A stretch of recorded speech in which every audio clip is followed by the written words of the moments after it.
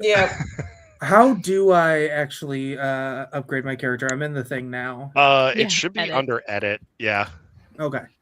I asked the exact same thing. I was like, I don't Well, know what I'm doing. and that's how we're going to start this as we go live. We don't know what we're doing. As every D&D session goes. If anyone Exactly. claims to know what they're doing, they're lying. Yes. Absolutely. Yep. Yeah. Yeah. Give me 1 second here, and then we are going to get started. Hold on. All right. So There we go. we're going to have fun tonight, people. We're Always we're have going to have fun. fun. Yeah. Bright suns, rising moons, everyone. Welcome back to the RPG show. Tonight, we are still in the city of Montarium. Two of our players are back from their night out on the city, while the other one was busy with food poisoning from a bloomin' onion that they ate For a week. on the ride up from the city of Kadan. Don't worry, Danny was holding your hair while you were Okay. throwing up. So What a so faithful companion. I know You know? Danny loves you though. Danny loves you. Before so where we last left off, I will talk about that in just a little bit. Announcements. There is no, hey Chris, that's awesome. You can join us for the next one, bud. No live show Awesome Con weekend, which is coming up in March, so there's not going to be a live show for that. But let's get to the game here. We are running a homebrew using the Dagger Heart system. This is a 2d12 narrative-based system that also has other shiny math rocks that our players roll as we're going through it. For our actions, our players roll 2d12 using a hope and fear system. So if they get a higher roll with hope, that means that the thing succeeds. If they get a higher roll with fear, however, it succeeds, but something may happen then or down the line. It's similar to the fate system that we were running for a long time. There is combat in the game as well. So, like I said, our players will be rolling shiny math rocks today. Hello, so Brennan. They are, and you got your koi ones now too. I do. I love them. Yes. I should open the ones I got for Valentine's Day. Ooh, you should. You got shiny rocks for Valentine's Day? Yeah. Why didn't you get me shiny rocks for Valentine's Day? Wow. Wow. Shots fired. Dang. Funny because he's sitting right there. Shiny math rocks. Oh Yes. my god, that's so cute. The little calendar. I will open this while you speak. Sorry, Eric. Okay, no, you are fine, Katrina. You are you're good. So for those of you that have never joined us before, we're gonna have some fun tonight. We have created our own homebrewed world or worlds that are inspired by our favorite fantasy and science fiction stories. And our players have created characters within this world. They actually help create the lore of this world as well. We have a big world building document that I have not touched in a while, but I will soon. But it's a lot of fun. So if this is your first time here, welcome. Tonight, my friends, it is after your night out in Montarium, and you all are invited to dinner with the Mulciber family. This is Velkana's family. They are the prominent family in the city of Montarium. But before we get into our main story, remember, at the end of our last session, we talked about fire being in the sky, which means that any nerd worth their salt would know how important it is to get shiny math rocks for their significant other. True. That is true. There you go. So cute. All these Um, little flowers, and I'm sorry. No, you're good. You're good. Got little flowers. Oh my god. Those are beautiful. They Um, are. So, yes, fire in the sky. Okay, Jane is going to be back here in just a few minutes, which is fine. So I can actually describe what happened for those that missed our last session. There ended up being fire in the sky at the end of our session here because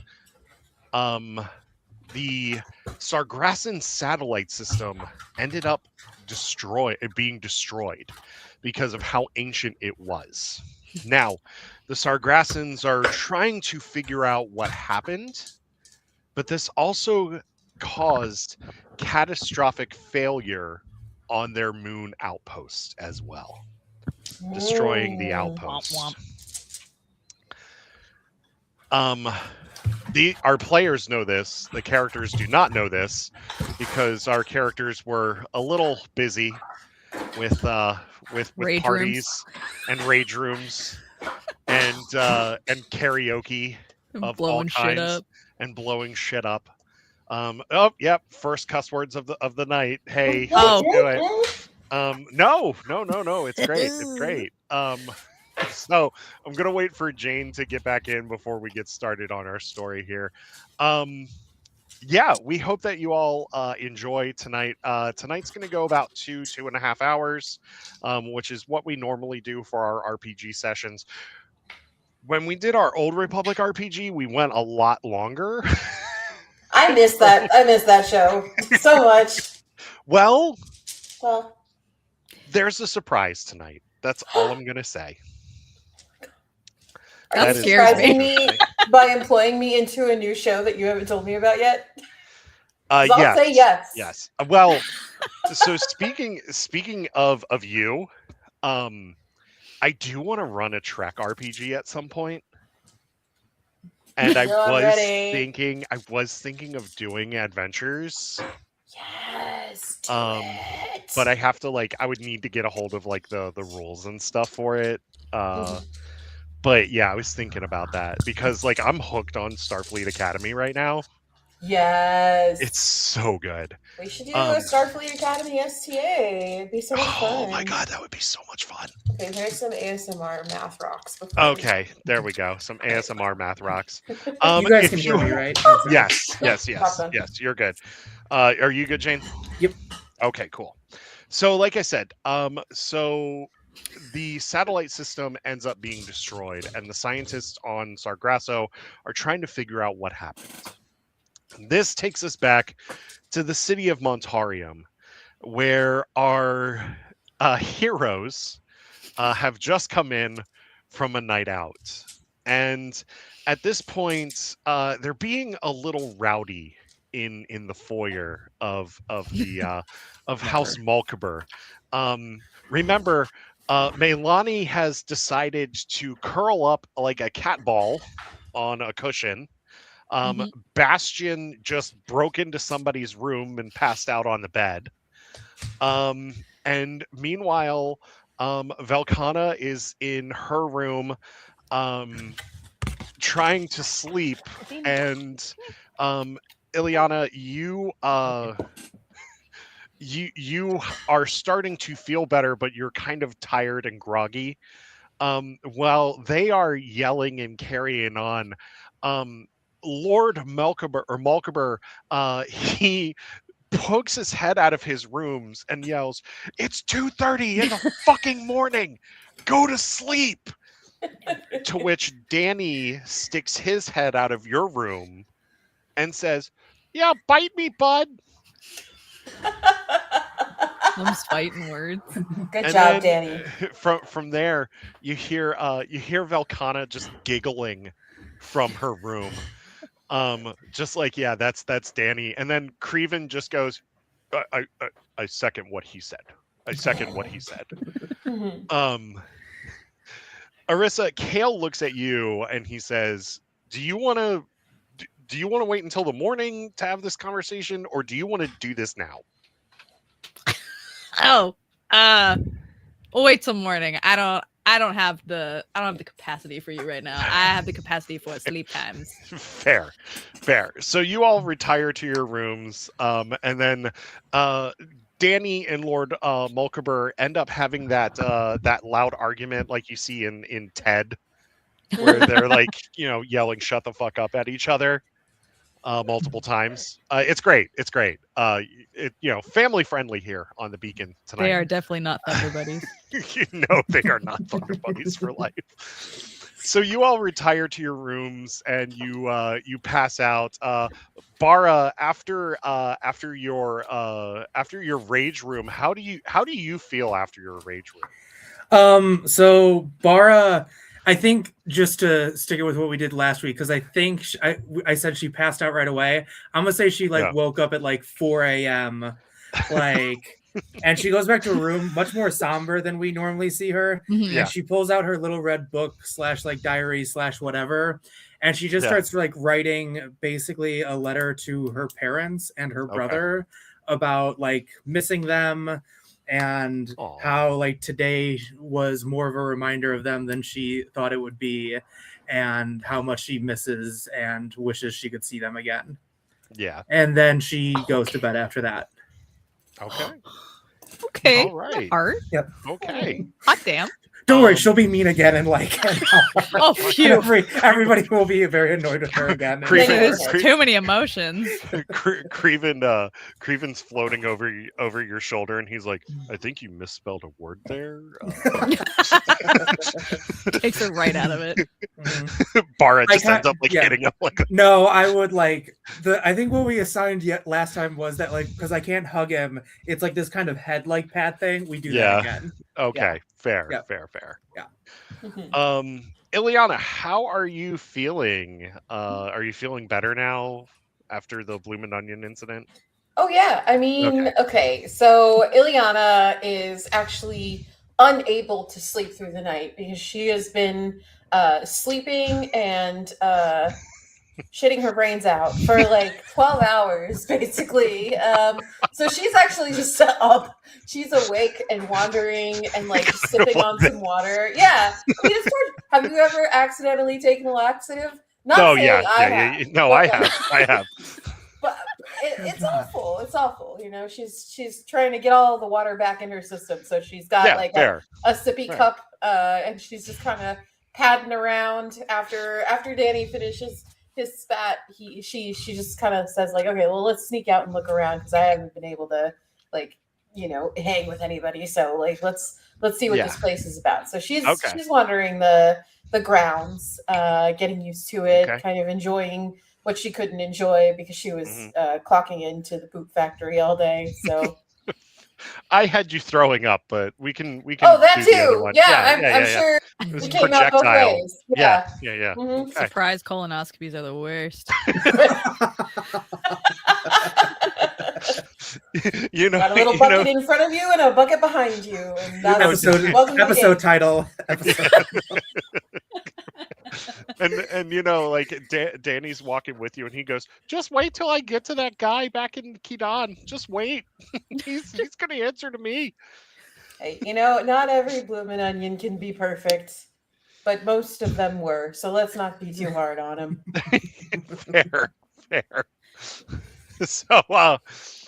So you're walking the grounds. You're just exploring and everything. You have a very quiet night just walking around. You hear you walk outside a little bit and you see this very nice courtyard with this nice fountain, and there's this peaceful trickle of water and everything, and it's just there's something just peaceful about this area. Meanwhile, Arissa, you and Kale have one of the biggest rooms, but you have separate rooms. Good idea. In this big room. Kale's tossing and turning. He's. What are you up to? Oh, she's dead ass asleep. She watched people blow shit up. She was like, "Oh man, that guy totally got touched by a god. That's a lot to handle right now." Yes. She's like, I don't want to be awake right now. So she absolutely went in, passed out, She was good. Okay. She's sleeping soundly. She's like, you know what? We all right. Okay. All right. So the rest of the night goes off without a hitch, and then the light a few hours later, the morning light enters into the various rooms of the manor, and it is the start of your first official day in Montarium. Bastion is sound asleep. You walk by his room and you hear him just cutting logs. I was gonna say it's just shaking the walls. Yeah. Oh yeah. Yeah. At one point, one dude, one of the house, one of the house helpers is like, "Is that natural? Like, why is it shaking? Like, why is the door shaking?" And then you all meet in the you all oh wait. So Arissa, you wake up, Kale wakes up, and as you're walking in, you see Kale, and he's sitting in the large living space of your room. And he's sipping some tea, and there's a cup of tea on the table. So like there's two large plush couches facing each other. Okay. And Kale looks up at you when he says, "Morning. How'd you sleep?" Like the dead. How'd you sleep? Been better. Yeah, usually you are. She says as she sits down and grabs the tea and starts sipping it. What's that supposed to mean? I don't know. You know. Do I? We never know. Okay. So you have questions. I have so many questions. So many that I don't even remember them. That hungover? I wouldn't say hung over. I would say I'm hung up. Okay. Well, I mean, you did you did belt out some pretty wild notes in karaoke last night. Like, to be fair, you dragged me on stage. I did. Against my will. I did. Yeah. And then what was with Bastion doing like that Sweet Caroline number? We don't talk about that. That is just gonna go in the books, in the history books. As okay. As something else. Like, Yeah. let's not even go there. Well, he needed it. Yeah, I gotta tell you, Bara can like do a power ballad, man. Like that was absolutely. Yeah. Absolutely. Yeah. I just wish the others had been there. Yeah, it would have been nice, but you know what? Yeah. I think they needed some time, you know? Yeah. I mean, well, Volcana was called away on family business. Yeah, family sucks, bro. You're telling me. All right, so why are you all this? Yeah. Why Where are do you the I way start? that you are? At that point, Danny just walks by the door and does a Michael Scott no. It just keeps walking by. Wait, where do I start? I got kicked out of the order. Nobody gets kicked out of the order. Okay. You are in the order, or you are dead. I left because they were going to kill me. Okay, that's fair, but again. Okay. So you're under the impression that your parents were offered the final stillness, right? I mean, that is the story that I was told. That is what the records say. They weren't. And how do you know this? They left.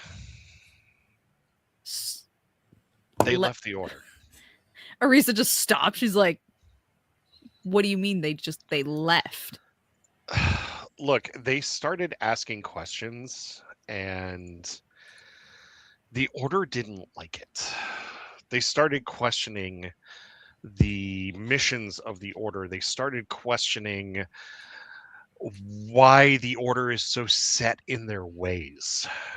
And whenever they would go out on missions, they would meet people from all different walks of life, and they started to see that there was more to life than what we were trained to do. And that caused them to abandon their child.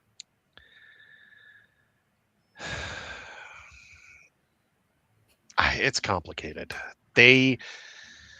How do I explain this? Preferably well. No shit, Sherlock. Okay. They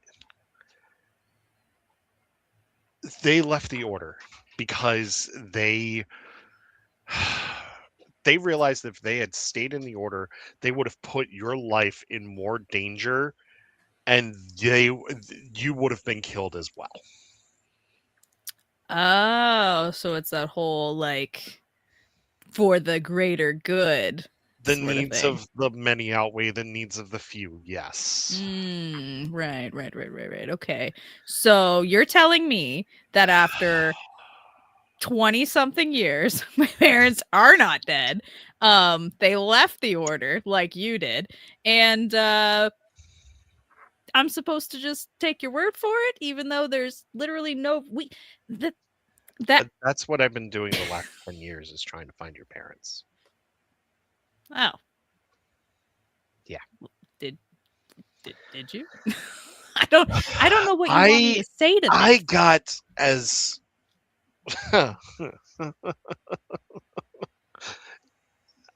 I'm about to blow your mind. Well, it'll be the first time. I got to Sargasso. That's where their trail left off. Sargasso. Yeah. That tracks. I know it's weird. And I know that this is a lot of information, but I left the Order because I was okay. I asked questions about your parents because I saw how their disappearance affected you. Mm-hmm. And I wanted to make sure that you were okay. So I started asking questions, and the elders didn't like it. And one time they sent me on a mission in which they sent somebody to try to kill me. And I barely escaped with my life. And I've been on the run ever since. You know the Qatari, that's part of our group. Yeah. The cutie patootie, absolutely. The cutie patootie, yeah. Their family took me in. Helped me. Okay. They helped me, and then they guided me here, not to this palace, but to the city, and I was introduced to the Order of the Flame.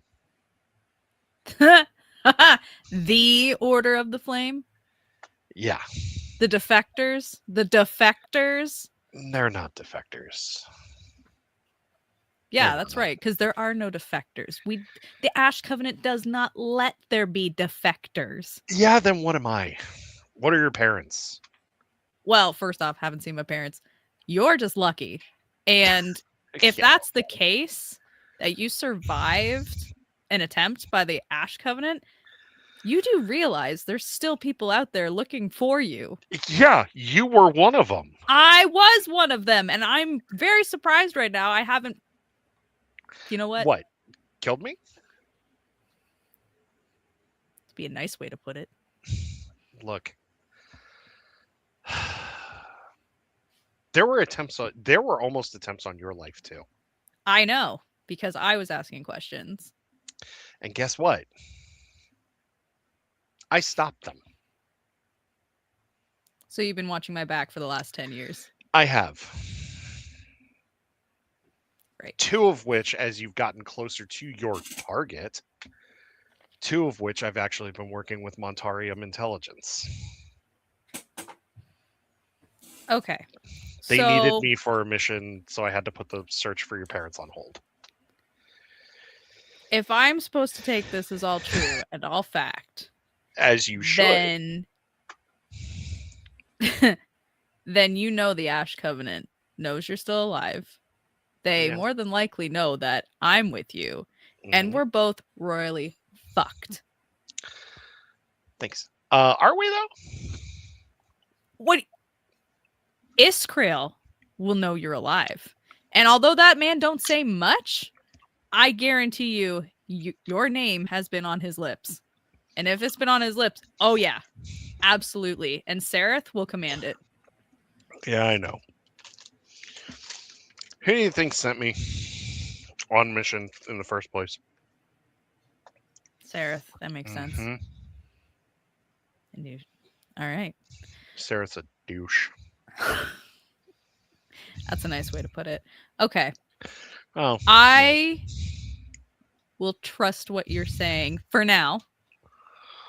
However, if you can't show me any viable evidence that my family, my parents, are alive, I'm not going to really give it a time limit. We'll just see how this plays out. But if you can't give me any evidence that they're alive, then you know what I have to do, right? Yeah. But, and then he pulls out a trinket of your mom's from his pocket. And he hands it to you. What's this trinket? It's my mom's locket. The only personal effect that the order allowed her to keep.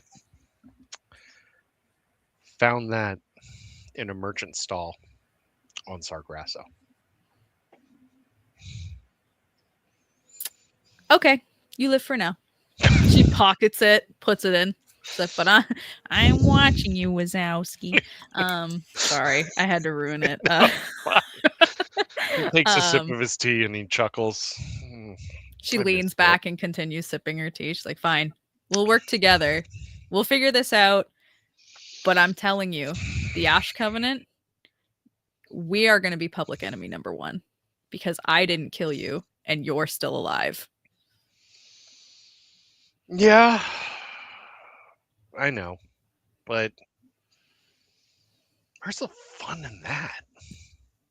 Oh yeah, because this is gonna be fun. Like every random fucking Tuesday, puts the thing down. We did have some fun fucking Tuesdays. Yeah, we did. We did. Yeah, we did. But you know what? I'm gonna go get some fresh air and pretend like my world isn't collapsing. So you have fun with your tea, and I'm gonna go do that. She just gets up, like flaps her friggin' robe, and just walks right out to the balcony. He just smiles, and he just says, "Yep, I missed her." She didn't hear it. She's gone.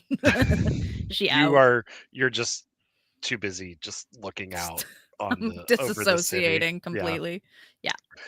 Meanwhile, Ileana, you've spent some time in the garden with Danny, and morning has dawned and everything, and Danny looks at you and he says, Are you okay? You're muted. I kind of take a sharp breath in, and I like look up at the sky and I contemplate what my life has been for the past day. And then I like slowly nod and I'm like, yeah, I'll be fine. I think go ahead. I think I'm gonna take it easy on those blooming onions for a while though. Danny says, "That's a good thing," and then hugs your arm and leans his head on your arm. Yay. Ileana flexes. She's like, yeah, that's right. Ooh, I still got it. I'm fine. Everything's fine. Yeah. I'm fine. Yeah. Bara, what are you doing? You're muted. Yep, I am too. She's gotten like a little bit of breakfast, whether she like stole it from the kitchen or wherever. Okay. But I feel like she's kind of out on a balcony just thinking. And I think she's going to try something with Sure. her little book. Although I need to ask a question. Sure. Where do you find your spellcast trait? Any idea? Because I cannot find it anywhere. Spellcast. It would be under your moon subclass. It would be instinct. Oh, instinct. Okay, great. Yeah. That I can do. Okay. So I'm holding the little red book that I always have, and also one of the books that I stole in the very first episode because it felt very familiar to home. And then I am casting Commune.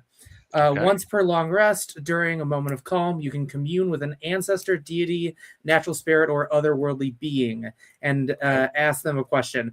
I'm not really asking a question. I'm just kind of rolling for feel to see if I don't know, feel anything with this. Does that make sense? Yeah, sure. Okay. Go for it. So it's going to be a +0 for it, but yep. And I got a 5, which means you hear a sound or vision relevant to the answer. So do I feel or hear anything from my family?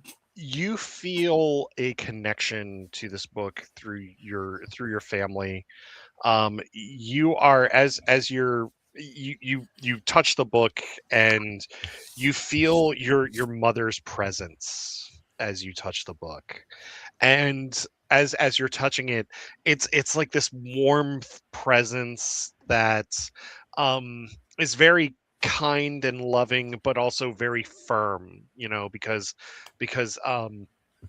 you were taught a lot of tough love, but you were also taught a lot of love as well. So that's what you're feeling. But then as you probe, I shouldn't say probe, as you like try to like feel more, you feel the presence of your father as well. Okay. And you feel a lot of his knowledge, kind of like slowly seeping into your head. Okay. And Creven's watching you as this is happening, and he goes, are you okay?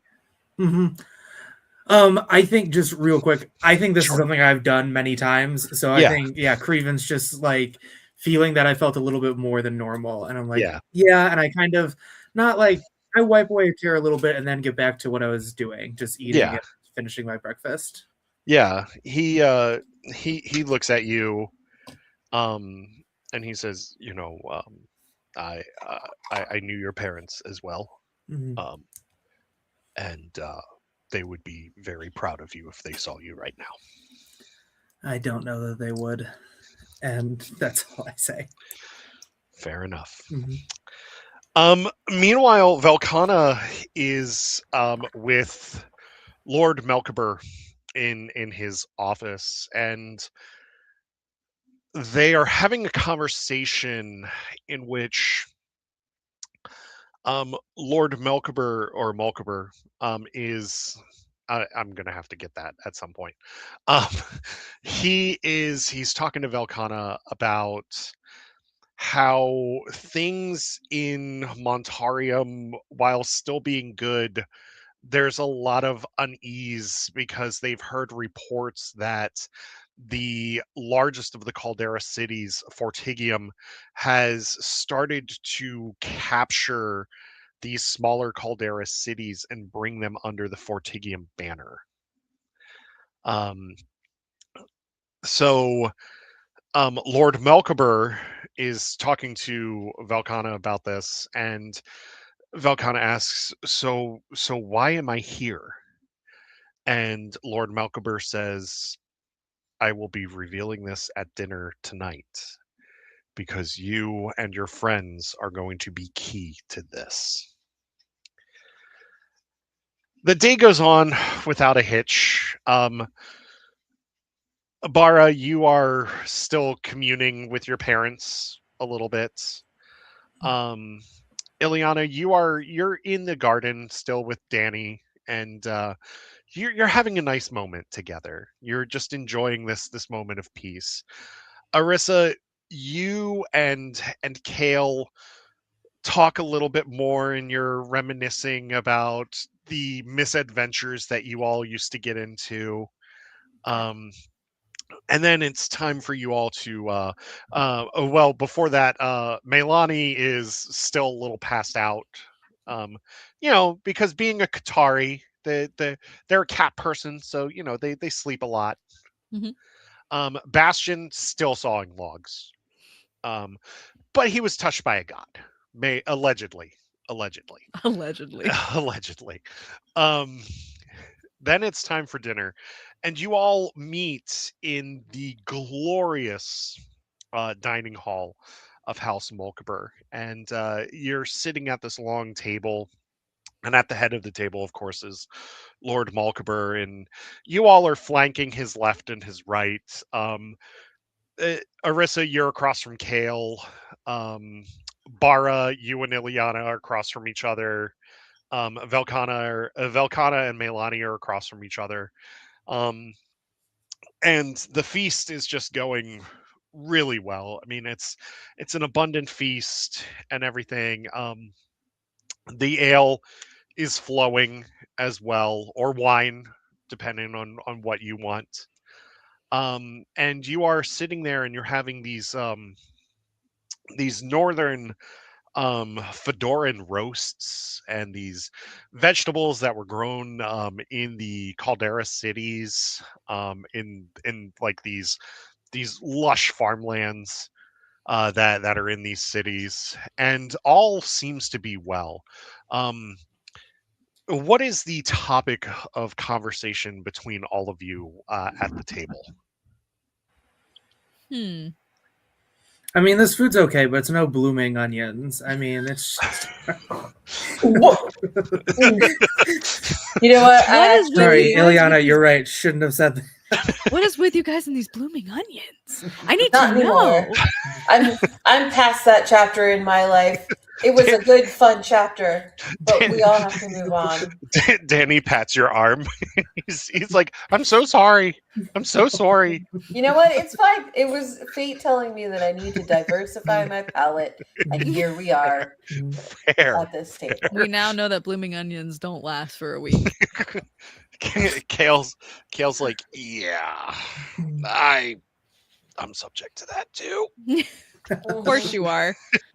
Well, when you were on the run for as long as I was, Listen, I remember your little experiment when we were young, when you put that meat in the desert and you let it just sit there. You thought it would just like turn to jerky. It turned to something toxic. Oh fuck, that's right. The desert meat. I totally the forgot desert about meat. That. Holy shit, yeah. Yeah, it was pretty bad. I was in the infirmary for a month. We thought you died. A month. You almost died. I think what we learned the final stillness. Like the meat almost took you out. Desert meat. What's that, Ileana?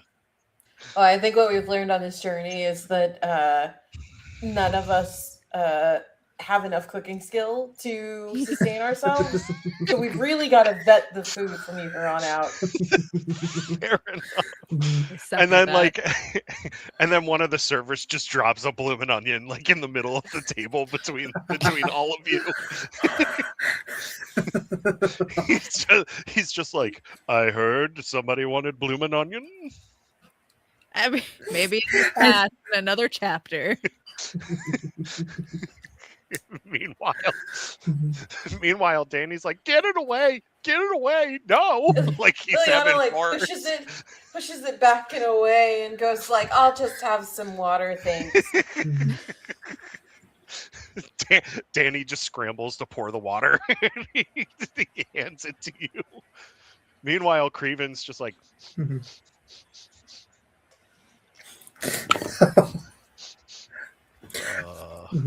I just saw Creven like, how about you just take that and also maybe take it a little further down the table while you're eating it. What else do we have? Do we have he puts the waiters put like a really nice salad in front of you all. No onions, no onions on the salad. Yeah, and then like in the middle of the table, you see dishes of like roasted potatoes.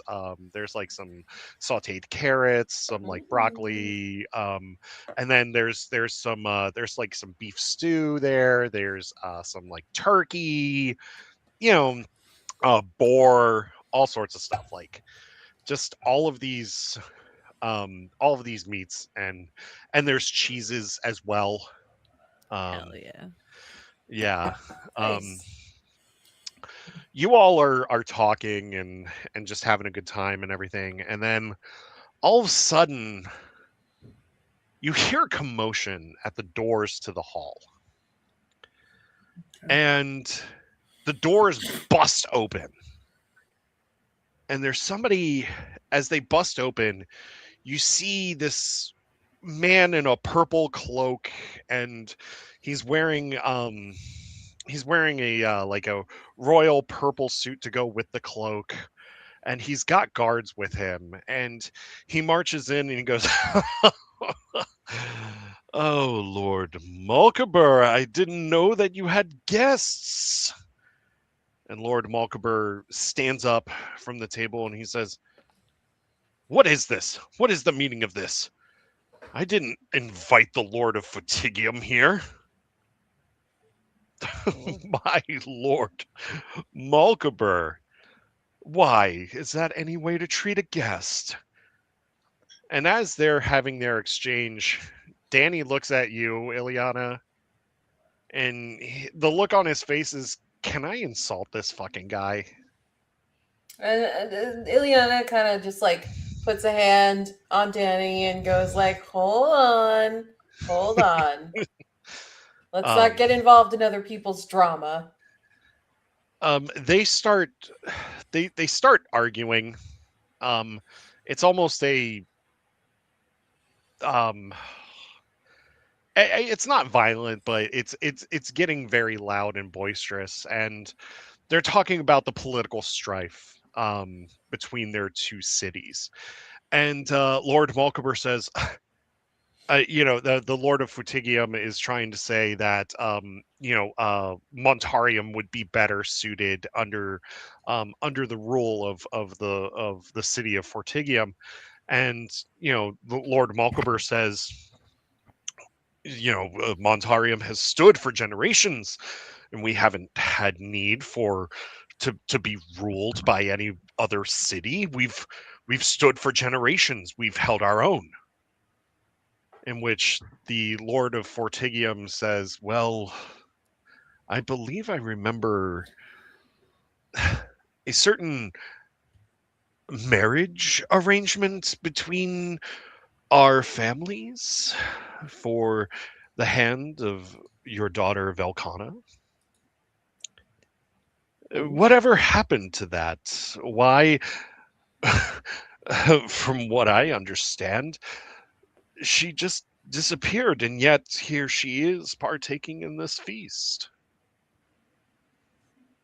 Velcana doesn't say anything to this man, because Velcana believes that this man is beneath her.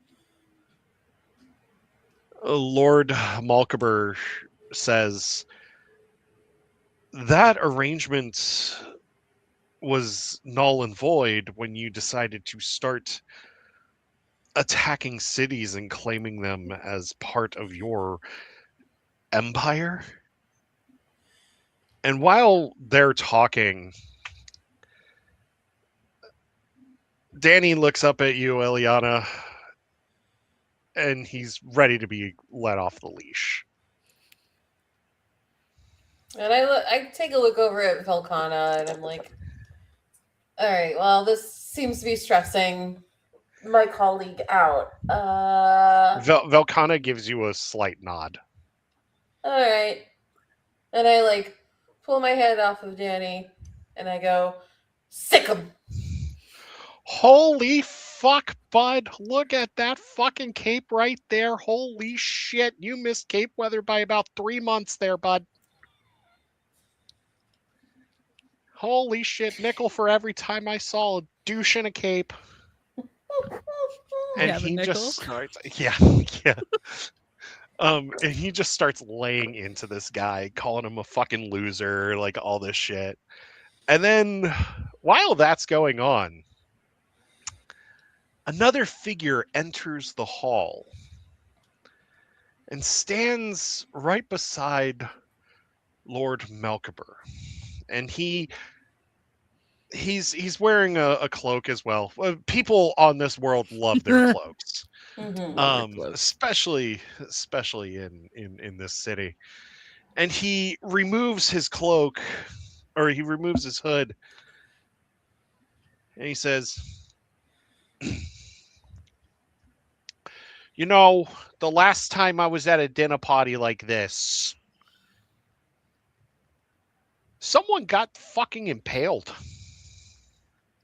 And you turn around, and Katrina, it's your boy, Stevie P. Steve! Ah! He has made his way to the planet Fedora. Wow. Amazing. Yes. Yes. He looks at you all, and he says, you all enjoy my food? Huh? Yeah, it's great. Yeah? Great change from the usual. Yeah. I know. I did the bloomin' onion thing as a joke, though, because I had you puking your guts out last night, and I was like, whoa. I personally, Katrina, am very excited to see Steve Palpatine. Can't wait. Ileana has no idea who he is, though, of course. Of course. But I am very excited to see Steve Palpatine. Great to know he made it to this world. Yes. Quick above table, John was begging me to bring Stevie P into this thing.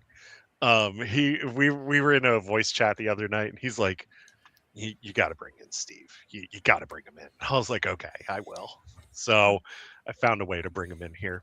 Mm-hmm. Back to below table. He's looking at Ileana and Bara and Anarissa and Melani and Velkana. Oh, awesome.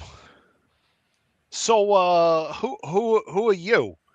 And then he points to Bara. I'm Bara. Who are you? Stevie P. Oh, okay. That doesn't explain much. Are you like the controller of a city or something? I mean, I'm kind of the guy. Okay. You know, the guy of what? I pat him on the back and just like, your cloak looks great. It's not silly and ridiculous at all. You look stellar. I love your sarcasm, and I know that we're going to be best friends. Oh, yeah, that's going to happen any second. I know this is inherently untrue because Bara is, in fact, my best friend. Yeah, that is true. You two are besties now. Oh, yeah. And Danny and Creven are besties, too. You don't have any competition with Stevie Pelp. No. Yeah, I'm not worried. I'm not worried. I mean, you should be. Is that a threat? No.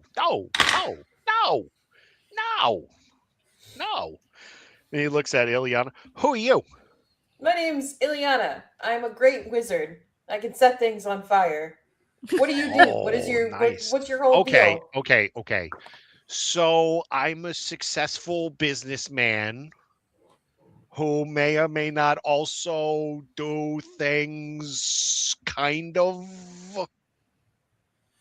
not right sometimes. Did this guy hit his head?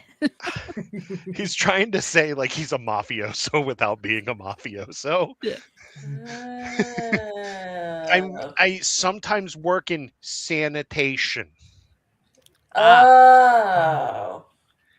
But I'm do also dirty a legit jobs. businessman. Mm-hmm. I'm also a legit businessman. Mm-hmm. Totally legit businessman. Yeah. Sure. Yeah. Because you're the guy, right? The guy. I'm the guy who has guys. Mm-hmm. Wow. That's a title. Yeah. He looks at Arissa. Who are you? First name's Nenya, last name Business. Oh, so you're one of those. I'm one of those guys. Crazy. Guys. We're gonna be best friends. Yeah, probably not. Starts eating some turkey. Like, the fuck is this guy? Been in the desert too long. Kale's just shaking his head like this. He's like, what the fuck? Risa looks at Kale like, oh, what do you want me to do? He's a fucking stranger. I don't tell him who I am. Especially when he says he's the guy. He looks at you. Kale looks at you and he goes, oh, fuck, I met this guy one time. It seems like everyone's met this guy one time, but nobody remembers this guy. Well, even though he's that guy. You know those kids that we ran into last night? Yeah. Yeah. Was he a kid? Did he morph? No. What are you talking about? They're his spies. Oh. See, this is why I tell you guys, don't ever trust fucking kids. Shady shit. I was a kid once. You couldn't trust me back then. See? Right there. I'm right just there. kid. Life is a nightmare.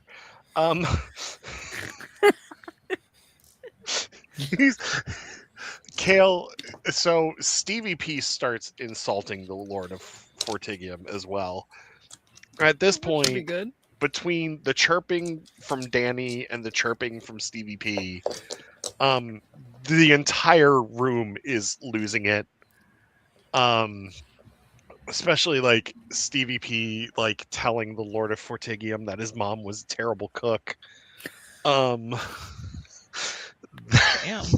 Pulling out the your mama shit. Oh, hi, Pickle. How are you? Hi, buddy. Pickle just walked right by my leg, and I'm like, what is going on here? Something's touching my leg. And it's just Pickle. Okay. Anyway, yeah, and Danny is pretty much, he just started referring to the Lord of Fortigium as a douchebag.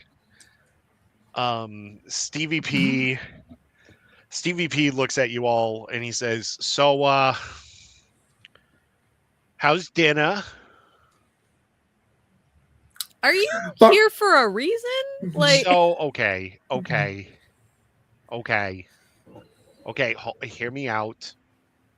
I feel like that's all we've done. Shh. He looks at you all and he says, so I actually am the head of Montarium Intelligence. Actually, I'm not a businessman. I'm What? I know. Oh my gosh. No way. Creeven's like, can't You've say been lying to us this whole 5 minutes? The whole 5 minutes we've known you? Kale's just like, oh my god. It's been built on lies. Yeah. I can't believe this dude is my boss. I can't believe this dude's my boss. This dude's your boss? Yeah. Oh my god, you might as well go back to the Ash Covenant. The fuck? Oh, fuck, I know. Wait, this guy is Kale's boss? I'm sorry. Yeah, because Okay. Kale's Montarium Intelligence. Mhm. He's just like, oh. You'd be better off dead. Yeah, why do you think I chose the assignments that brought me far away from here?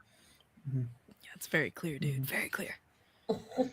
Stevie P's like, I know you're whispering about me and you need to shut the fuck up. We're really trying to hide it. I still haven't really gotten past the idea that you have children spies. It seems real weird that you have a bunch of kids in your employ. Do we not want to talk about that? No? Okay, that's fine. Kale, you're Reese's doing great. like- Love your job. Reese is just pointing at Bara like,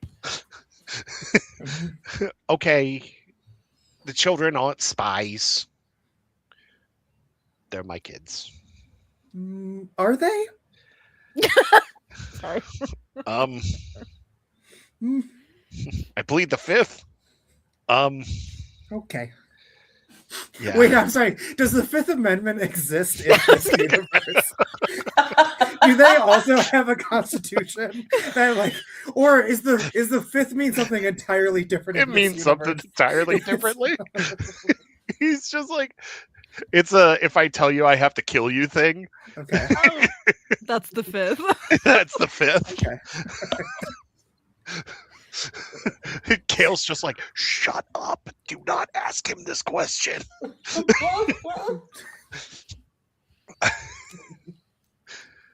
God, I can't believe I made Stevie P this way. Oh, he's supposed to be a businessman. That's it. Oh God, I gotta run with this now. Sure do, buddy. Sure do. I can't.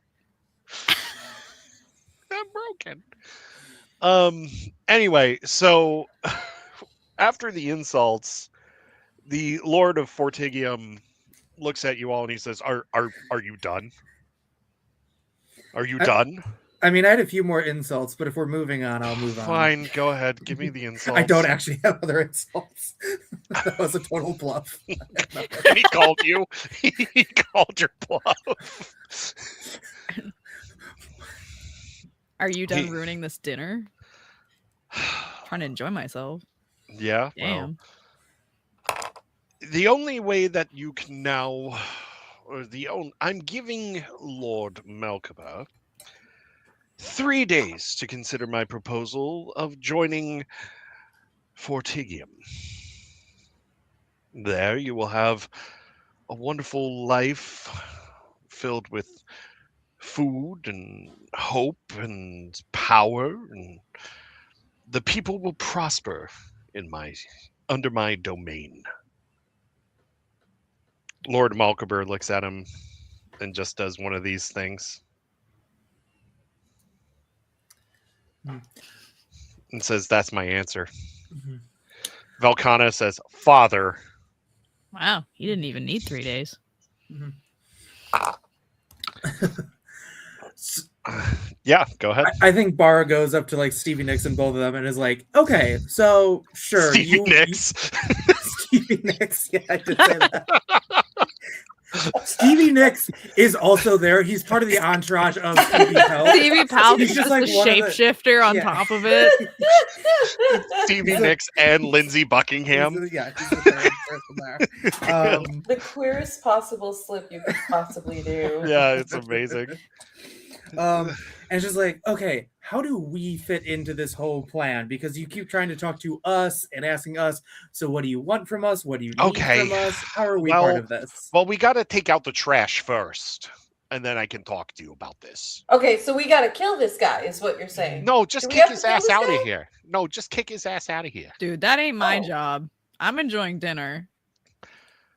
She's eating her dinner. I'm impatient and I can't eat right now because my tummy hurts. So I'm gonna. As you've just been like picking at salad like the entire time. Yeah, so I'm gonna go ahead and just make a spellcast roll. Sure. With magic hand, so the magical hand will. Oh wait, not magic hand, because it's the same size as my actual hand. I was thinking it was a big hand. Anyway, I'm gonna cast Wild Flame and just like burn him out of wherever we are. Okay, you're out of the room. Yeah, I'm gonna do that. Okay, this is not a good roll for me, by the way. A roll setup.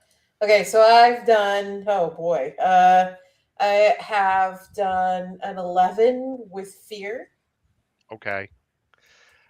I'm going to spend a GM hope point. You can re-roll. Thank you. You're welcome. Merciful. Rolling. Try. You got this. Hold on a second. Hold on. Let's see.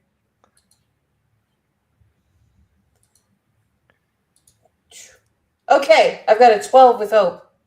Hell that's gonna hit. Roll that 2d6 for me. Mm-hmm. Oh, where do I do that again? Gosh, it's been a while. Okay. 2 of these. 7. A 7. Okay. So yeah, you will do 7 points of damage to his clothing, which burns his cloak. There you go. In which he has to stop, drop, and roll. And at that point, the fire also singes his pants, revealing heart-shaped boxers.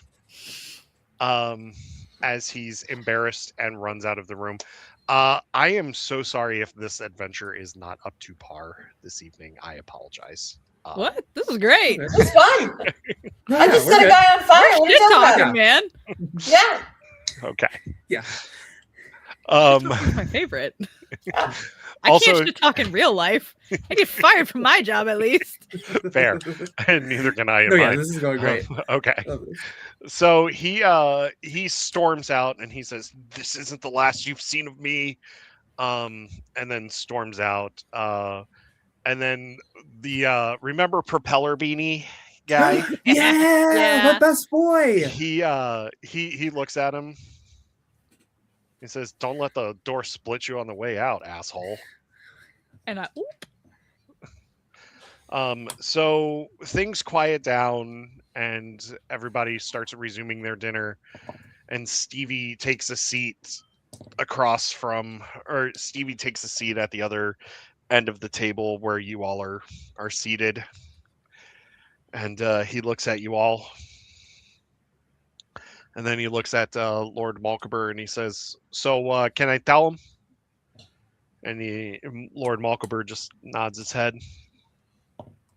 And he says, "Okay. So we brought Velcana in from the cold because, as was stated earlier, Fortigium is making power plays for various Caldera cities to put under their banner. Are any of you familiar with the War of 1,000 Winters?" Bar raises her hand. Yep. Okay. So you know that with the War of 1,000 Winters, there was a lot of infighting in these Caldera cities, and that ended up at the end of this war.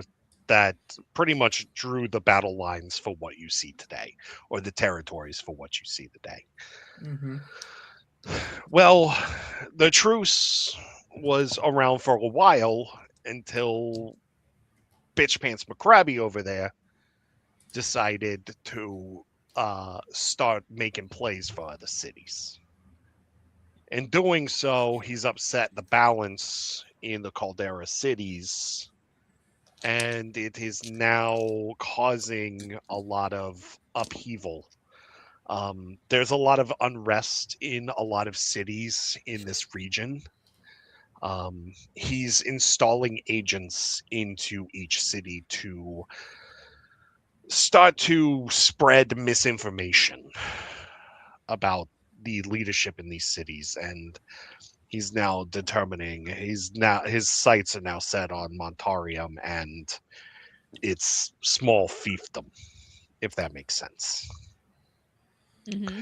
So we brought Velcana in to try to see if Velcana could talk him down. However, that went well.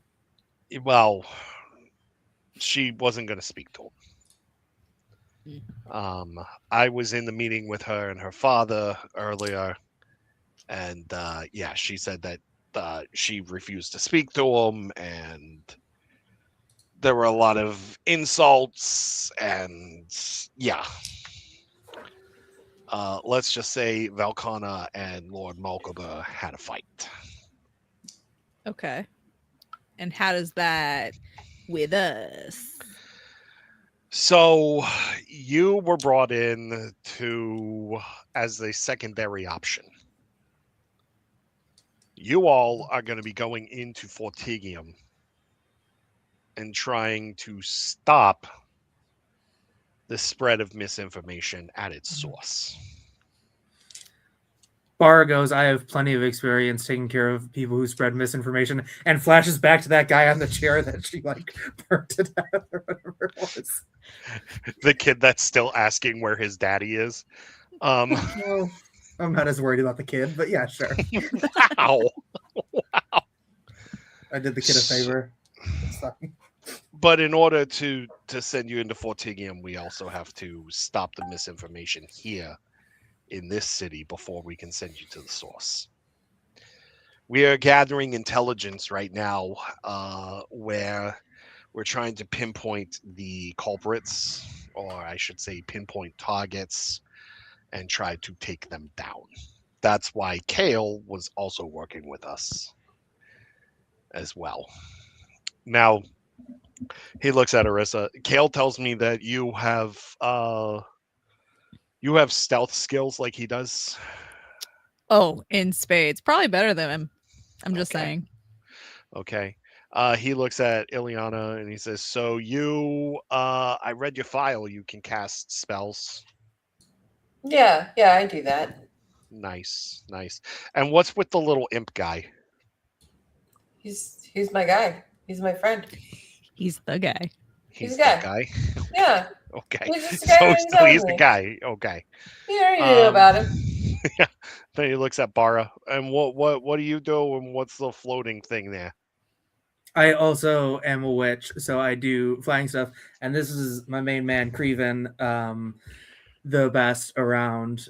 Really, the guy. You call yourself the guy. You're not the guy. He's the guy.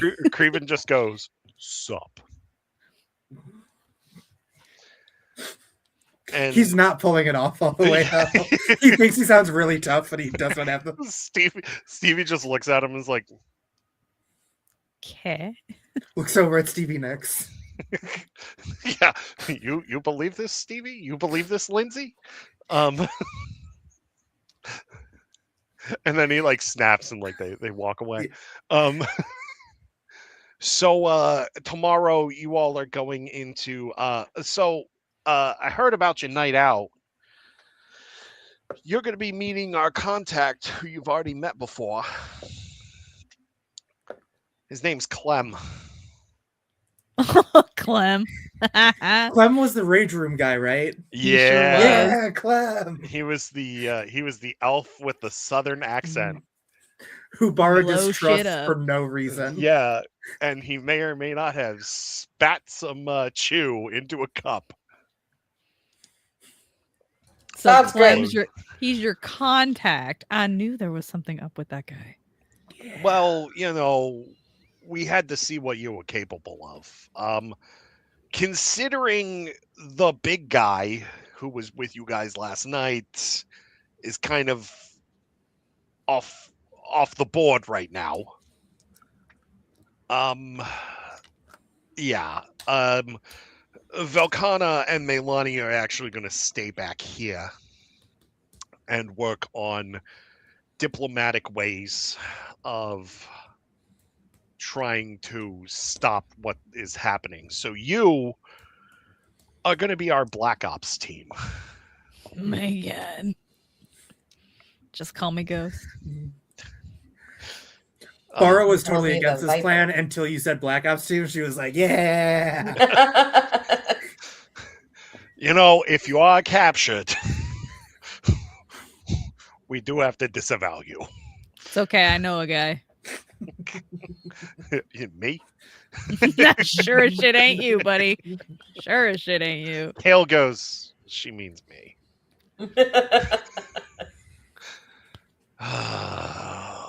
And Stevie looks at Kale and he says, you're going to be team lead. And Kale's like, yeah, I figured. Sorry, guys, we're dead. Yeah, I'm shaking my head like absolutely not. Not team lead. Shut the fuck up. I didn't say anything. I'm just eating. Bullshit. You didn't say anything. I heard you. Remember, I was trained by the same people as you were. My hearing's just as good as yours. Yeah, but I'm still better. He throws a grape at you. Dodge. Nope. It still hits you. And then you're like, hey. And then Stevie P goes, oh, this is going to go over real well. So he says, you are to meet Clem at his shop tomorrow morning. And from there, you're going to get your briefing. Is that fair? Sounds good. Okay. Mm-hmm.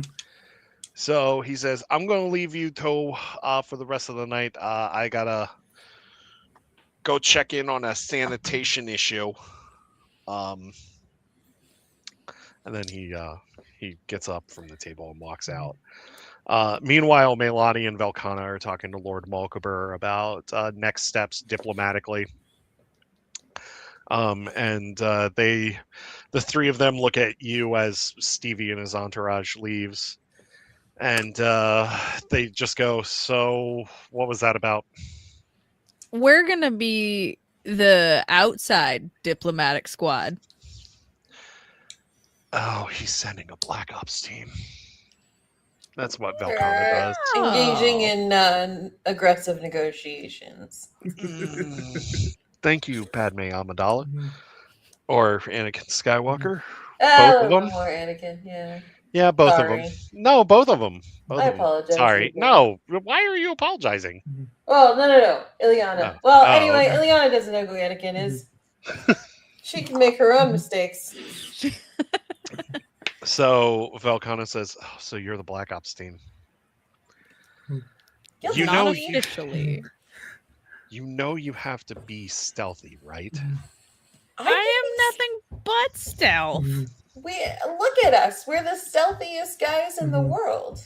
I'm like 5'2". You kids are taller than me. Velkana looks at Ileana and she says, do we have to talk about our first adventure together and the fog on the dunes and how the dude still spotted you? Look, I could do better fog now. I've practiced. I mean, you did burn a hole in that dude's pants. Exactly. And I was very targeted when I did that. I practiced.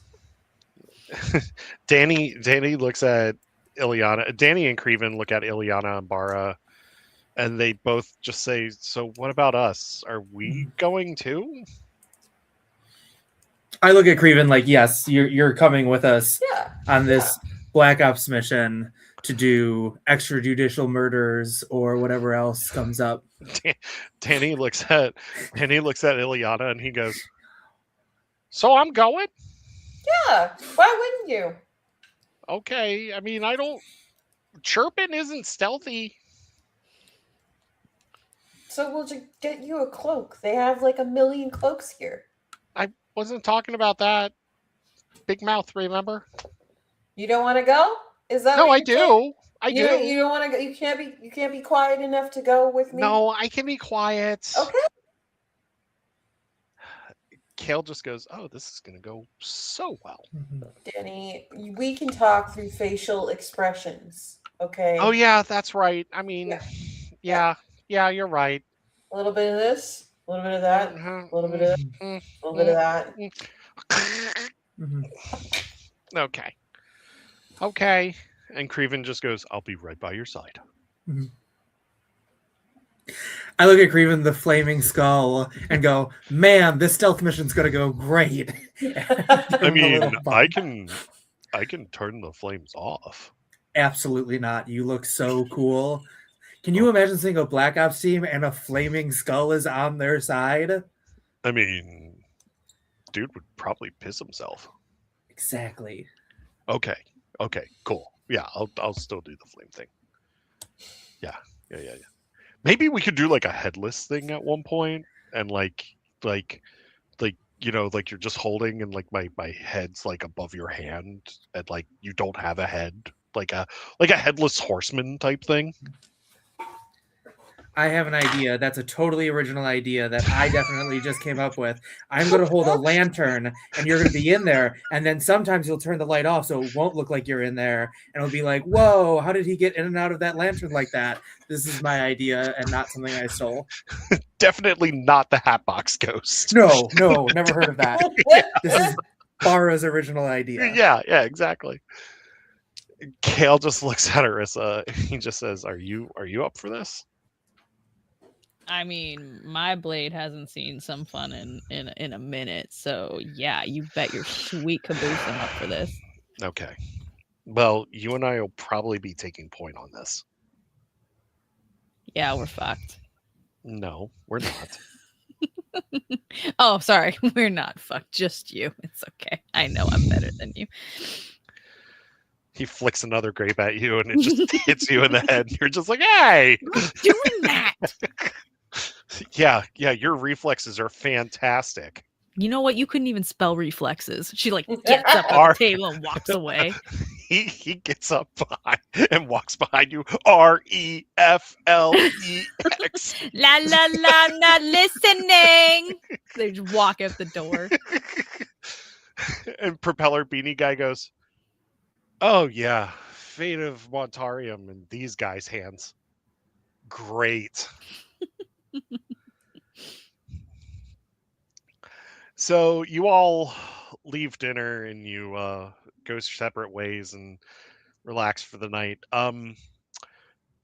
Ileana, what do you do after you leave the banquet and go on your own for the night? I am actually going to put in some time to practice. Okay. Above table, going level 2 has enabled a beast form for me, and Ileana can turn into a big snake. And so, hell yeah, she's gonna go figure out how to be a snake for a while. Did you want to go into that garden? Yeah, okay. Be a snake in the garden. There you go. What could possibly go wrong? Garden snake, big old garden snake that can shoot fire. Yeah, because that's natural. All right, Bara, what are you and Creven going to do after you leave? I'm just hanging out with Propeller Hat Dude and just like hyping him up nonstop because I was so mean to him before. He loves it. He's like, I like you. I like you. Yeah. Do you want to see my Propeller Beanie collection? Not in any way. Not in any way. You're doing great, man. Right here. But nope, I am in this trunk right here. Really good. Yeah, I've seen one, and that's enough. But I had a special one. Okay, what's the special one look like? It's just a different color that just looks exactly like the same one that he has. I have that vibe of somebody who's being shown a collection that they don't really care about, where they're like, whoa, that one is so cool because that one's different from that one because of colors. Above table, I've got a buddy that like has collections like that, and I'm like, yeah, that's cool. That's great. Like it's kind of like when you're talking to a kid and you're just like, wow, that's a crazy story, but you didn't understand half of what they said. And then I see Kale walking by and I'm like, oh, I gotta, hey, buddy. And I'm like, slapping Kale on the back. Somebody who I've been so mean to. And I'm just like, my good friend, my buddy. Oh, you, hello. Kale looks at you and he's like, can I fucking help you? Yes, you can, but keep walking, and we're just gonna go this way. You grab his arm. Oh yeah, I am like almost against his will, like forcing him like through the door. Like, let's keep going. Kale's like, yeah, okay. Like, he walks out with you. What the hell's that all about? I just didn't want to look at more beanies. You want to go to the bar, and then.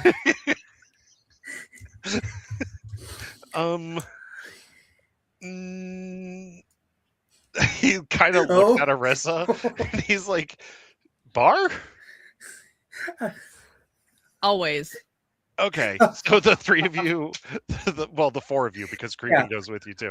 The four of you go to you go back to the Flame's Heart. Now I feel so bad because I feel like we just left Ileana again. Everyone else went to the bar and we just like ditched her for the second time we're going to this bar without her. Kale just leaves a note that says went to bar, be back later. Oh. But then Danny finds Ileana and he goes, They went to the bar. You want to go? I'm just in like my big snake form. I'm just a giant snake, and I like look around and I like flick my tongue out a little. And I'm I'm gonna have to get used to that. Surprise! Yeah, let's go. You gotta change. Do I? I feel like I move a lot faster like this. No. There's a dress code. I don't think there is. Sorry. Shut up. Are you lying? Sorry. Are you telling me a lie, Danny? No, I'm not. You promise? I saw some things. I'm not proud of it. All right. And then she kind of like morphs out of her beast form back into her human form. She's like halfway through and she's got like a big snake tail, like a big fat snake. Danny just like holds your hand. It's like, well, what if I just go like this? Isn't it? It's cool, right? Like I'm like half snake, half person. It's cool. However, you when we get there, you gotta have some legs, okay? You can slither on the way there, okay? Her life has changed in like the last 30 minutes, by the way. Being a snake is awesome. It's the best. Danny freaking great. Danny holds your hand like as you're walking. Can you teach me how to turn into a snake too? I mean, you're trying to regulate what I do with my snake body, so I don't know, Danny. I'm hands off, bud. I'm hands off. Yeah, I was just saying that there was a dress code. We'll have to talk about it. I mean, I'm just saying there's a dress code. That's it. I don't care what you do. All right, yeah. Whatever you say, Danny. And but I love you. She like scoots a little with her snake tail, and then it slowly morphs into like her legs again. And she's like, "Whatever you say, man. Now you owe me a drink." Oh, I'll get you a drink. Okay. I'll get you a couple of drinks. Good. I like that. You all head over to the Flame's Heart, and there's still that giant chunk in the floor from when Bastion slammed his axe into the floor. Danny almost trips on it as you're all walking in. Who the fuck put that there? And then the bartender sees you all. Oh, again? Welcome back. And who's this? And he points to Ileana. Who are you? Oh, my name's Ileana. I'm here to drink. Oh, great specials tonight. What do you like to drink? What is your tastiest drink on the menu right now? We got the 3-alarm fire. Ooh. It's spicy, but so good. Okay. Ileana, I think you had that already, but it was from the Bloomin' Onion. I wouldn't. I wouldn't. Kale's starting to lose it. Kale's just starting to lose it. He's just like, what the fuck did I do? I'm just trying to look out for you. I feel like I know, but you know what? I think I can do it. I think my stomach's recovered. Okay. So the bartender goes, all right, 1 3-alarm fighter coming up. It's this bright red and orange drink in a shot glass. It's gonna be straight ghost pepper. And he grabs a flamethrower and torches the top of it, and it just goes. So it's on fire. This is exactly my style. And he goes, "Bon up a fucking teat." Yeah, and Ileana just like picks it up and she says, "Cheers, motherfucker," and she just takes it back, fire and all. Okay. I want you to. She shoots fire, like yeah. It okay, comes out. It doesn't go in. I was going to give you a check. I was going to give you a check, but I'm not going to. No, you're good. You're good. He looks at you, and he just goes, "All right. Now I'm going to have one with you. How's that sound?" Let's go. And then he looks at Bara and Arissa. You two want some too? Sure. Bara is behind the bar at this point. She's like pouring them out herself. he looks at you and he just goes, "I hope you're a fucking good tipper if I'm going to let you behind my bar like this." To be fair, Bara is like she's back there so she can drink more, but she is also like serving people because she's back there. He's like, okay, you're hired. Yeah. The word bar is in her name. You've got to trust her. Yeah. Kale just finds a seat at a table near the bar with a beer and just kind of sits there and just starts slowly sipping his beer, and he's just looking at you all and he's just smiling because for the first time in his life he's felt for the first time in a long time in his life he feels a genuine connection to people. Oh.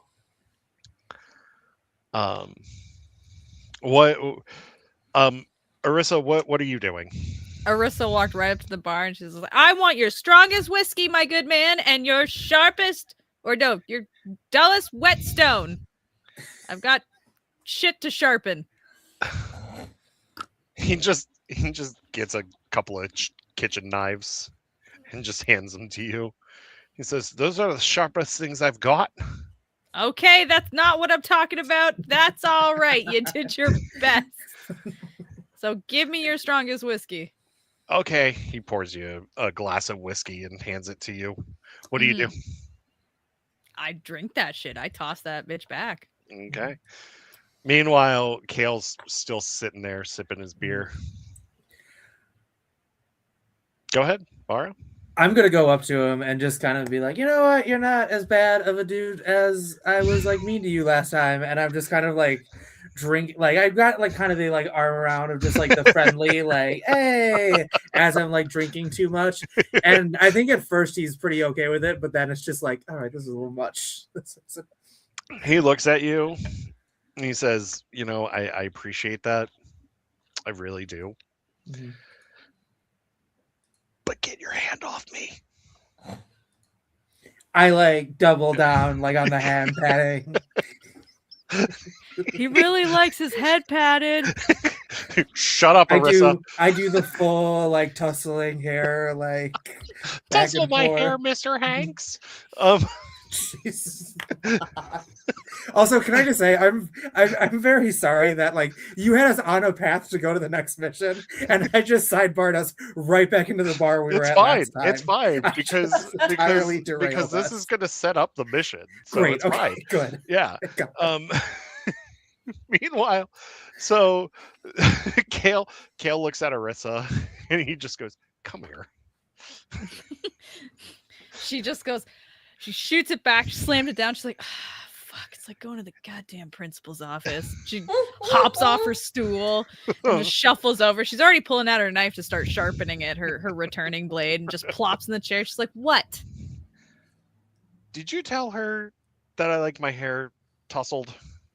I may have yelled things into the atmosphere, and if she heard it, that is not on me. Mm-hmm.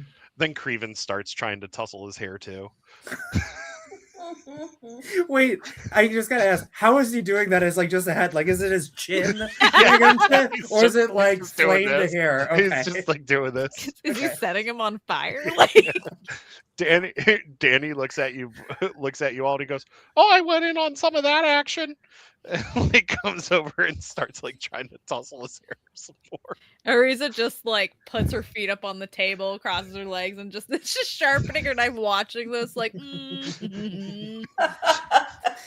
Kale just says, "Does this mean I'm finally part of the group?" Not yet, buddy, but you're getting close. Hey, Scarab. He looks at you. What do I have to do? I don't know, man, but we'll talk about it when we get there.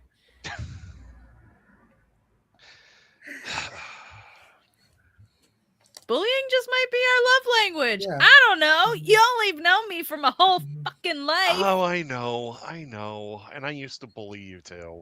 Mm-hmm. Well, I go from hair tussling to like the knuckles in, like so noogieing. Yeah, you're just giving him a noogie. Soft, gentle noogieing. You know. As one does. Yeah. At this point, Kale's like. Arisa's she's looking at her returning blade, just sharpening it, pretending like not even seeing it. You're humming an old Ash Covenant song. Yeah. Just like...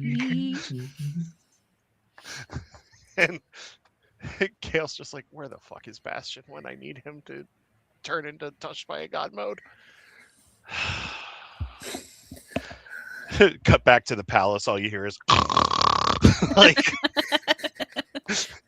you even at the bar, you can just hear it a little bit. Yeah, like there's just something in the distance. You can't quite put your finger on it, but you're like, even the owner of the Flames Heart's like, the fuck? Something rumbling? Like, Melani is like, has like her pillow over her head like this, just like trying to sleep. So Kale, you can be a little helpful. Who's our first diplomatic negotiating? I didn't want to say target, but yeah, sure. Who's our first guy or gal? Honestly, I don't know. I mean, you are good for nothing. I got the same information that you did. Well, then where is our information? We just gonna sit here all night? We have to go talk to Clem. All right. Where the fuck is Clem? We were told to go there tomorrow morning. I don't want to go there tomorrow morning. Well, I know. Just getting all pouting. Bara looks at you and is like, we could go tonight. We could just like run over there right now. I'm not drunk enough for this. Neither are we, buddy. Good, Bara might be. Bara just makes a run for it, and then Kale just grabs Bara's cloak. No. Sit down. I like that you said I'm wearing a cloak, which is way funnier because I was making fun of everyone else for wearing cloaks. But I absolutely was. You're right. I was wearing like a cloak at the time. But your cloak is different. I would call it a hooded cardigan if anybody asks. Okay, it is 100% a cloak. Okay. It is 100% a cloak. But I am too insecure cashmere. to admit that. It's made from cashmere. Sit down. Look, Clem is an information broker, and we need information not at late hours of the evening, if that makes sense. Sure. It's better if we go during normal hours because then we look like customers. Okay. All Does right. that make sense? I guess. Look, I don't like this assignment. Like, I don't like this assignment either because I feel like my skills are being exploited as somebody that used to kill people for a living. I feel like my skills are being exploited. Well, have you met your boss? Kind of seems like the guy to do that because he's that guy. Yeah, he's the guy. Yeah. He's. How do I put this? He's a bit much. That is downplaying that, my good man. He cares about the people of the city, though. So the guy with the purple cloak that Ileana over here kind of singed his cheekies a bit. Yeah. Where's he staying in the city, or do you think he left? He went back to Fortigium. Oh, son of a bitch. I did hear that. Can't have no fun in this damn city. He's one of those types that once he realizes he's not welcome somewhere, he makes a hasty exit. Oh, so he must leave a lot of places. I gotta respect that kind of self-awareness, though. I'm just gonna say he's not the most fun at parties. He gets invited? He invites himself. That's fucking clear. Mm-hmm. Have you ever heard that insult? You sent birthday invites, and now all your friend is here. No, but Yeah. He does that. Mm. He thinks he's hot shit, and he's not. Hence why he is the way he is. Okay. Well, on that note, I'm going to go back to the palace and definitely not sharpen all of my weapons and get some sleep. Yeah, we need to have another conversation, don't we? I want to play with my daggers more. That sounds like more fun. Kale looks at Bara. Another drink before we go. Bara, still nugging a little bit, is like, wow, I wonder what it'd be like to overstay your welcomes. What? But no. After we were talking about that, Kale looks at you and he says, "Do you want to know what it's like to overstay your welcome?" Not in any you're way. about Let's to find out. Not in any way. Let's grab another drink and head back. Before we head back. So you all do your drinks and head back, and you retire to your rooms. Arissa has found a way to saran wrap Kale's shower head when he goes to try to take a shower, and like it just like starts bubbling out, and Kale just goes, "Arissa!" Just giggling to herself. Danny pokes his head out of his room. That's what you fucking get, bud.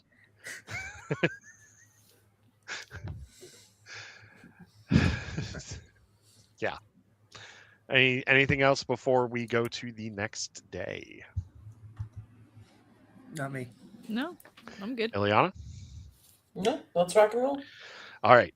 So you all go to you all wake up, you have your breakfasts and everything, and Kale ends up saran wrapping Arissa to the bed overnight. And she does wakes sleep like up. the dead. Yeah, she wakes up and she's like,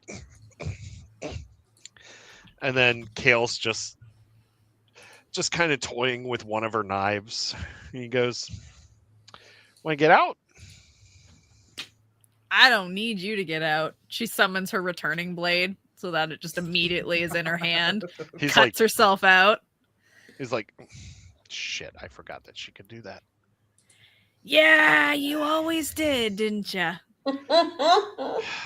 Flicks her cloak. Just walks out. You really love that cloak. I do. Just also in real life. I love it. He puts on kind of like a decent suit because, you know, you're going to go see Clem in an high dollar districts, but like I said, he's an elf with a southern accent. The high dollar rage room. Yeah. Blow some shit up.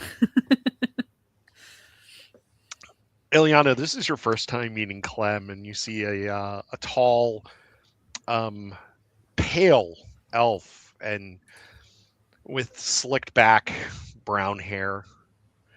And you know, he shouldn't be pale because he's, you know, on a desert planet, but what have you. And you all walk in with Kale. Holy shit, you all are back. What the fuck you want? Well, that's no way to treat us. I'm just kidding. Yeah, man, Clem, you had me going for a second. Thought we were gonna have to have a dispute. Hey.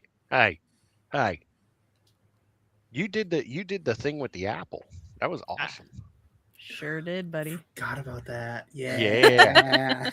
He looks at miss. Well, she shot an apple off my head. It was dope. Oh, I'm so jealous. What the? There was a lot of shit that happened the other night. A lot of shit got blown up. A lot of shit got blown up. Man, I'm never eating a blooming onion again. I love to blow you're shit not. up. Well, I mean, you did get to blow some shit up. It just. I mean, some shit did blow up. Yeah. At that point, when you say that, Kale just goes, "Hey-o." What can you do? I look at Kale disapprovingly. No. Really? Noogie person? Really? No.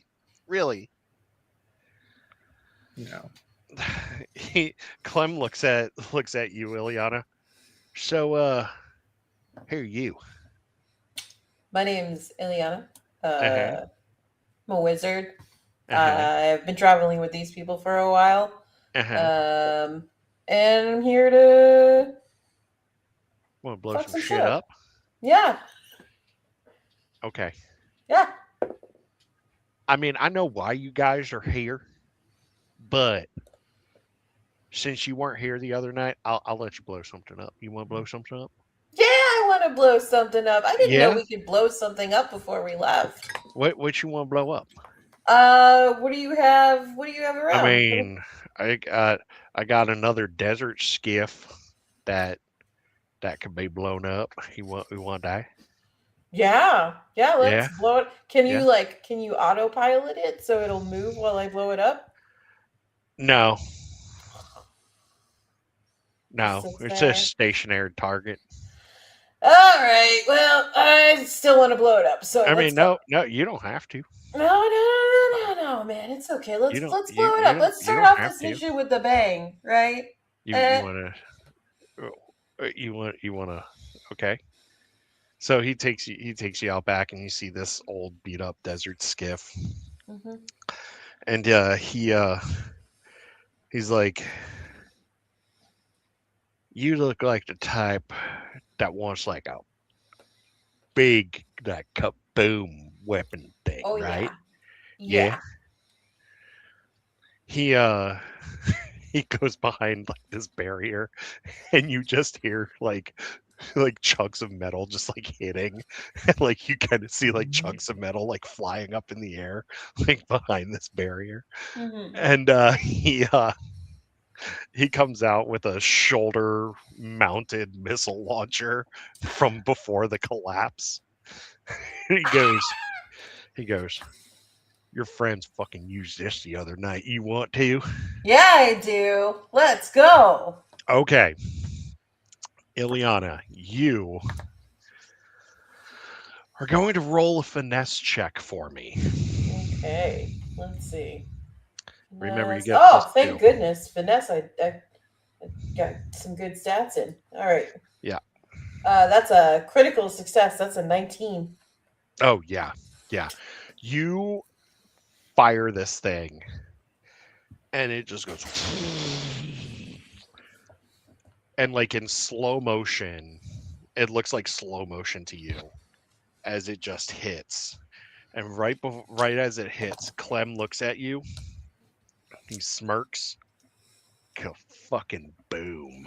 And as soon as he says that, it just goes... I love it. She's just like dancing in the dunes.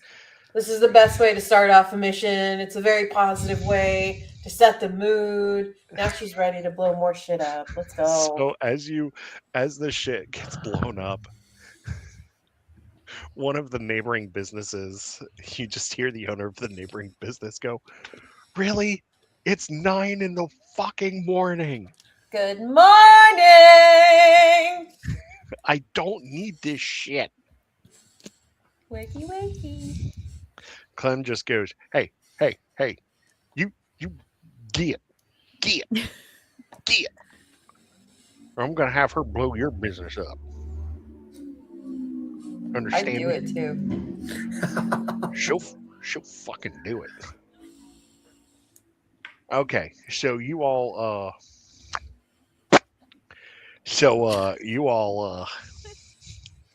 sorry, I had to spit out my chew there for a second. So you all are here because why? We're here to do the secret Black Ops mission Bara says way too loudly in like a public area. Arissa's just like, we're here to do the things that the government wants us to do, but legally they're not supposed to be doing. So we're doing the extrajudicial stuff. Kale turns and looks at you like... Arissa's just trying to like sink into the ground at that point. Just like... I give him the big thumbs up. Kale grabs Arissa's cloak and pulls her back up. No. You did good, Bara. That's right. You got it, buddy.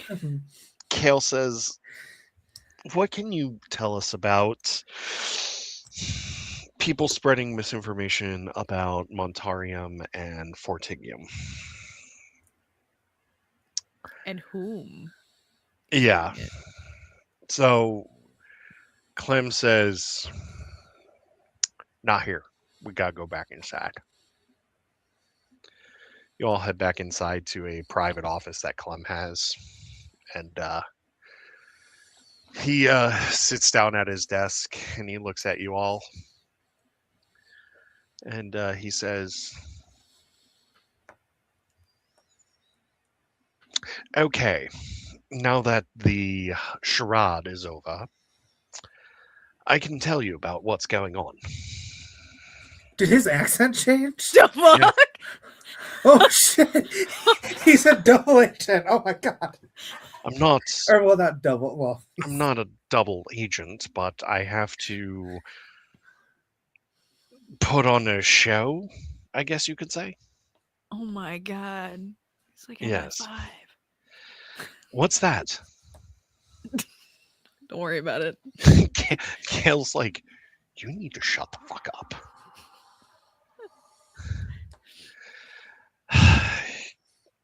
Go on. Clem, is that your name? For now, we'll say Clem is my name.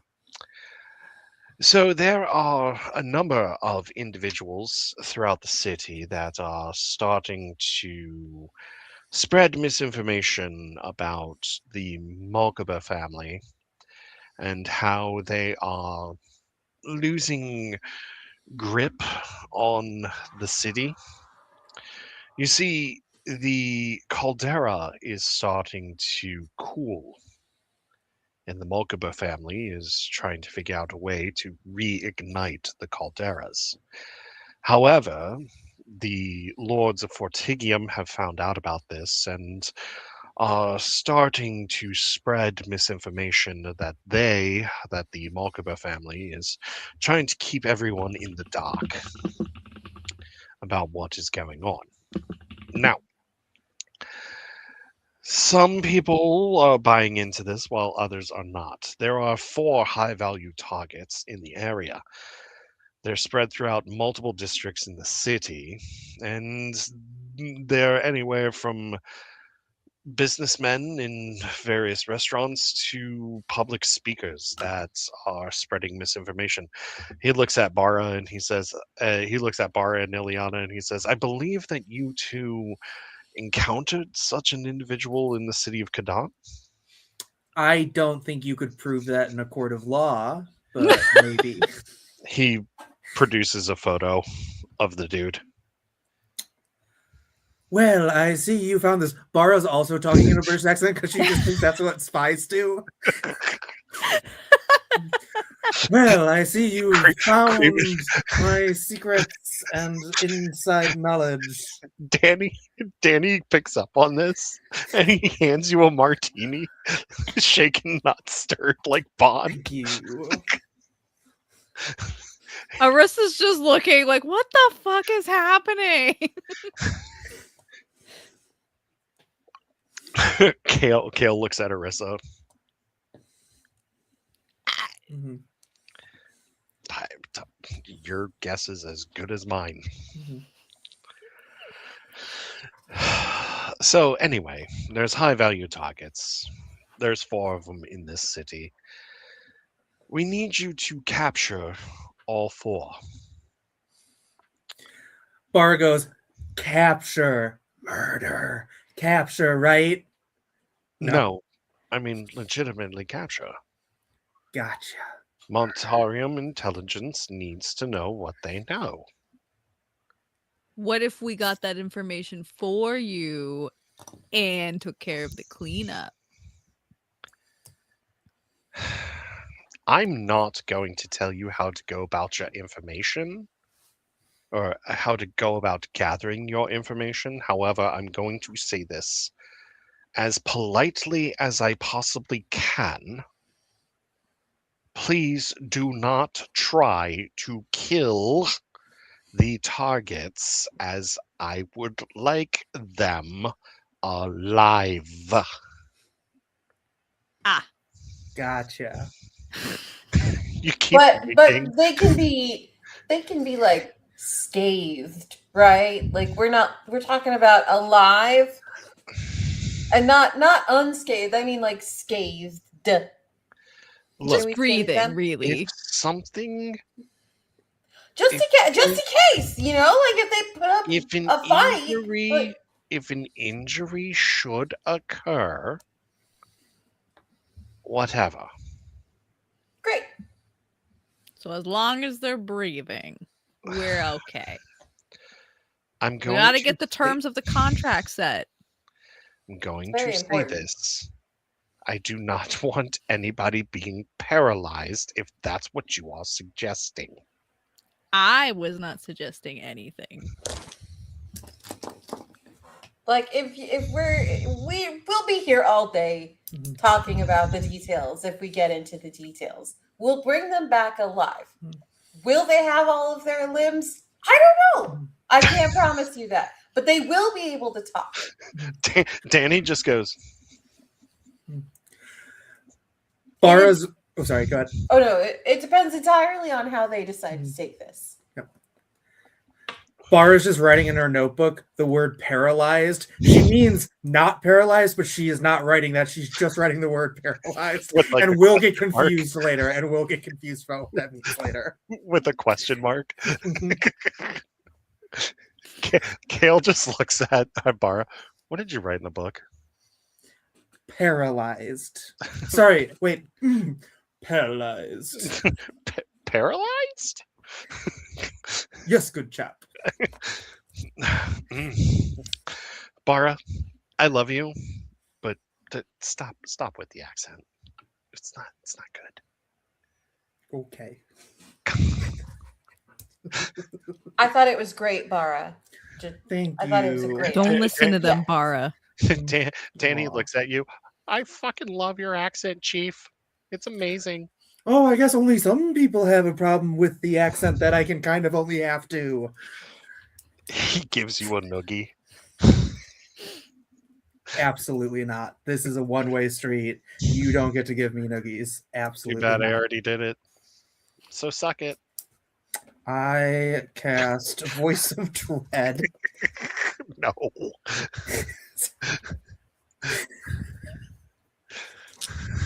No, we're okay, not all right, okay. Right now. to torment them, you're just tormenting poor Kale. Okay, all right. Okay. I'm sorry there haven't been a lot of rolls. The combat's coming, I promise. It's coming in our next session. Clem looks at you all. Are you all done arguing? We can be. Give us the details of the first unfortunate person. First targets you're going to find in the marketplace. He loves to hang out in a noodle stall. There he meets with various people, whether they be government officials or people from wealthy families within the Caldera states that the Mulciber family have alliances with, and there he talks to them, meets with them about all sorts of things, including talking about the issues that the Montarium Caldera is having. You'll find him. He usually is wearing lighter clothing because he likes to stand out a little bit. He likes to show his wealth. So he's wearing a lot of white to beige clothing, some bright colors here and there, maybe some yellows, some golds, stuff like that. So he stands out. He does, because he wants to. Okay.